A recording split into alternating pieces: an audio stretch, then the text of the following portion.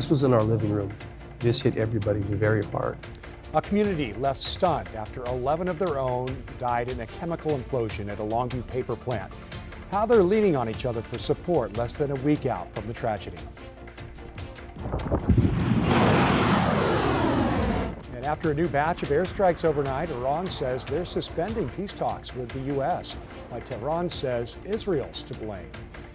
A meteorological summer is here and a new permit is needed for Sauvie Island. What you need to buy before hitting the beach.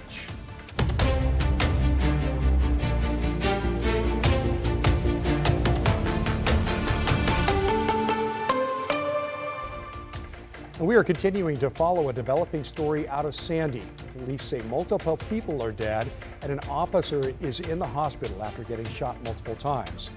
Good afternoon, and thank you for joining us here at noon. I'm Tim Gordon. We're also learning that the suspect in the shooting will be in court later on this afternoon. Let's get out to Devin Haskins now with the very latest on what we know so far. Devin. Yeah, Tim, this area here in Sandy was quiet now, but yesterday full of police and deputies, but it is still something that people today are talking about. The call initially coming in as a domestic disturbance yesterday afternoon. When officers say they got here, they started taking fire and getting shot at, and according to Sandy police, started shooting back. Sandy police chief said an officer suffered multiple gunshot wounds and was taken via life flight to the hospital. Police also say multiple people died, but have not said exactly how many died or what their ages are. Just before 8 p.m. last night, a KGW news crew saw a man being led out in handcuffs. Officials did later confirm that the suspect surrendered. Now, while we don't know the suspect's name, there is a Brian Andrew Moore that was booked into the Clackamas County Jail last night. He's facing 3 first-degree murder charges and several others. The shooting has left neighbors in shock, some calling it terrifying. I was in my bedroom and I heard gunshots, rapid gunshots, just over and over again, more than probably 8 to 10. And I looked outside, I heard people screaming. This is a traumatic event for our community and the Sandy Police Department, and I know many people are grieving. I ask everyone in our community to keep the victims, our injured officer, and families, friends, and all the first responders in their thoughts. Again, we're still waiting to officially learn that suspect's name, but we are being told by the Clackamas County District Attorney's Office that a suspect in this case will appear later on this afternoon in court.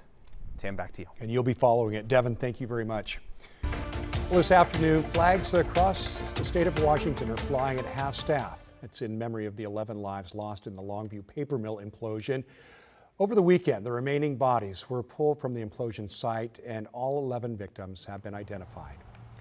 And as the community continues to rally around each other, an extensive environmental cleanup is underway right now to get the toxic chemicals out of the area around the mill. According to updates from Washington's Department of Ecology, the pH levels of water surrounding the pond Dino Wave are still safe. Most of the white liquor spilled didn't leave the site, but the EPA is rushing to dilute the chemical that did spill into storm drains and ditches before discharging that water into the Columbia River. That ditch is connected to a dike network that moves throughout the entire community of Longview. It literally runs through people's backyards. Well, nearly 2,000 fish have been found near the mill, with more expected. Those fish were dead. Longview's drinking water, which comes from a deep aquifer, remains safe, but officials urge people to avoid affected sloughs, dikes, and drainage ditches. This morning, new questions are arising over the environmental impacts of this disaster. The Department of Ecology now reports nearly 2,000 fish have washed up dead in the water near the plant there. Well, in the midst of this tragedy, Sunday morning service at churches in Longview were solemn. Jake Holter was invited to one of the services as churchgoers prayed for the victims and their families. You knew somebody there. I just want you to stand up.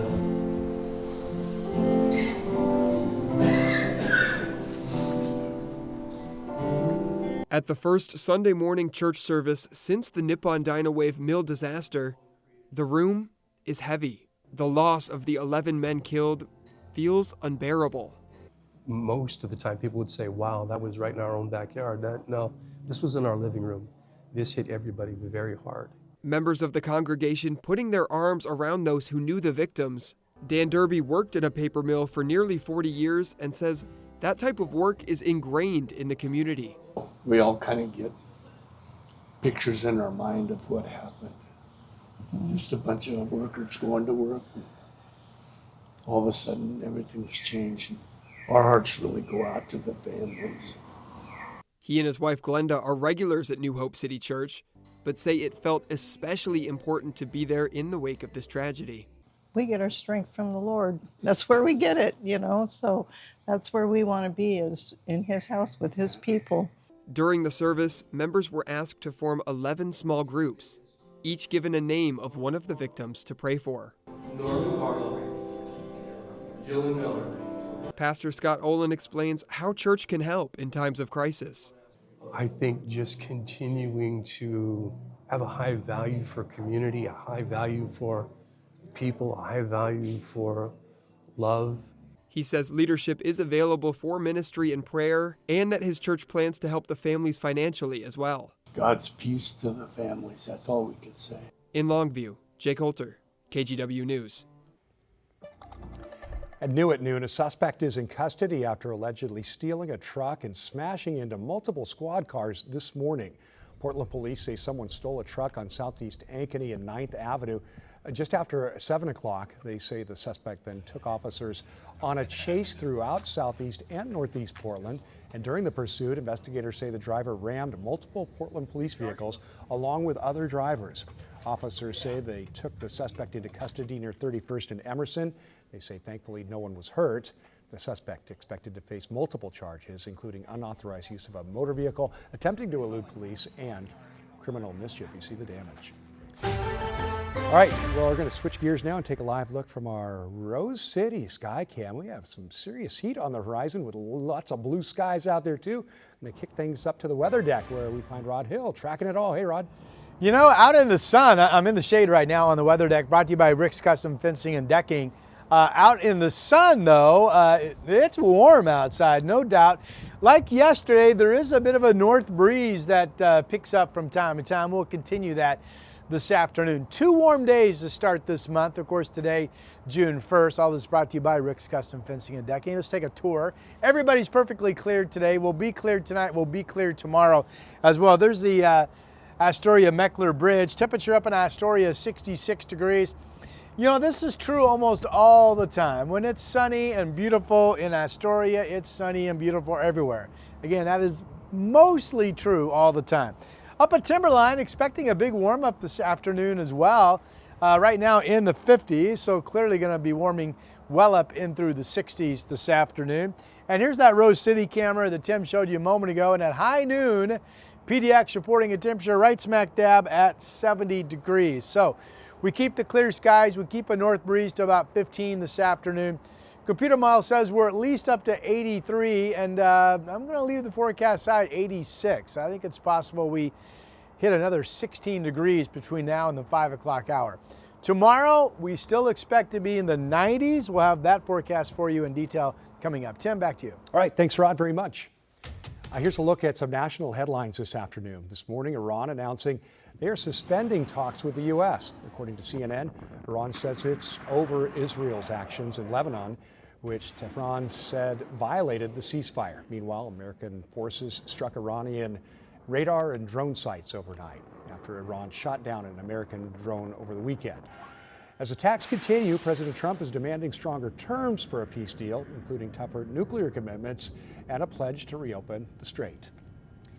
Meanwhile, the average price of gas in Portland has fallen almost 3 cents in the last week, with a gallon of regular now averaging still a lot of money, $5.31 a gallon in town today. Statewide, it's costing just a little less than $5.23 per gallon. That's according to AAA. Meantime, it's costing about $5.70 a gallon up in Washington. The Ebola outbreak in Central Africa is now believed to have killed nearly 350 people. That makes an estimated 1,100 infections detected since mid-May. The outbreak is caused by a rare strain of Ebola with no vaccines or treatments. The U.S. is rerouting passengers from those countries to 4 East Coast airports where travelers will undergo enhanced health screenings. Last week, the Trump administration officials said the U.S. citizens exposed to the virus would be sent to Kenya, promising to invest $13.5 million into a treatment center there. A Kenyan high court has temporarily blocked this plan, arguing it puts that country at risk. Well, we're tracking a wave of legal challenges for President Trump, including new developments around the controversial anti-weaponization fund. It's all while new strikes are exchanged in the war with Iran. It rolls into June now. It's June 1st. Alice Barr has more from D.C.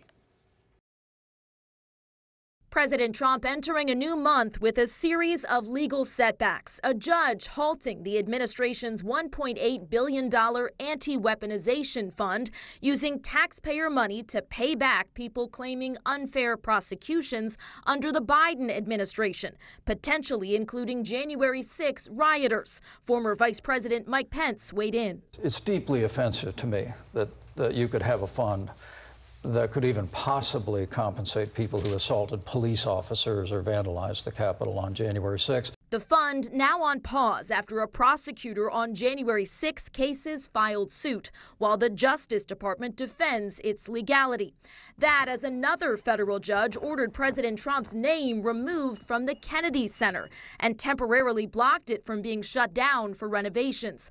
The president said he would back away and hand the institution over to Congress, while he also suggested canceling the concert at the Great American State Fair after several artists dropped out over concerns the event was too politicized. Some musicians seem to have segmented their audiences the same way politicians have.